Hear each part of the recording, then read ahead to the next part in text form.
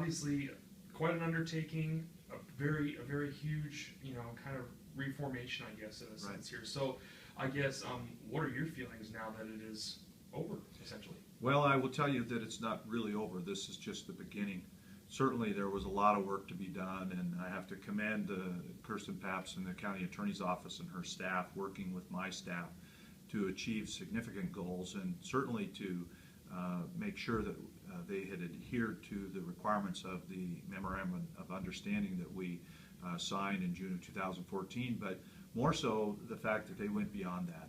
They've done a number of things that weren't required. They've put additional time and resources into this effort. They've really owned it to make sure that they're doing the best for their community, to make sure folks are safe, that victims' rights are respected, that they get policies and procedures in place and training and personnel that really has changed the face of how they deal with sexual assault crimes in Missoula County.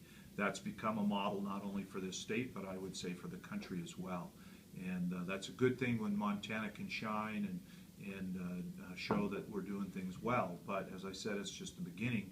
This is an evolving process. There are many things that we still need to come to understand about the trauma to victims, what are the best practices for investigating and prosecuting sexual assault crimes, whether or not we need changes in our law. We have an interim committee at the legislature who's studying that. Senator Diane Sands here from Missoula has been a leader in that effort, and we've worked very closely with her on that.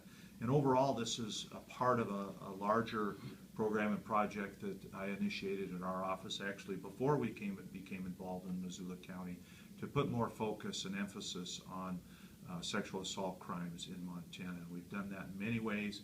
We've provided training to our prosecutors across the state on sexual assault prosecution. As you may recall, I initiated the Sexual Assault Evidence Task Force to study the issue of why do we have rape kits that are sitting in jurisdictions without being tested, and whether or not we need to have those tested. We've worked with local law enforcement across the state to do compliance checks to get sexual and violent offenders compliant with our registry laws. We've enhanced the registry so it's more useful to our public.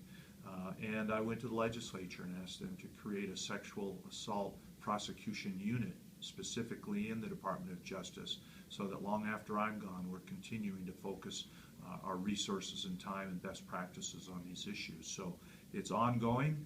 This was one step in a long process, and I'm just really pleased and proud that Kirsten Pabst and her staff, as I said, really owned this and have done everything they can to do more than was required of them, and I think that's commendable.